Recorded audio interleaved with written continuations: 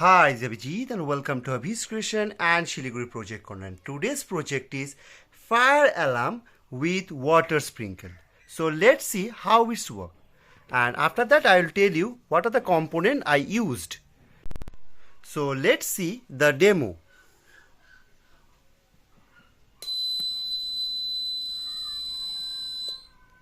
So when this flame sensor sends any flame, that red LED light will glow and the water sprinkle on. Buzzer also buzz.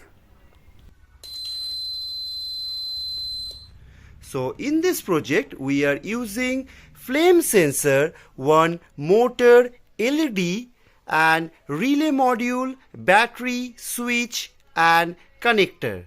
Here we are using 9-volt battery.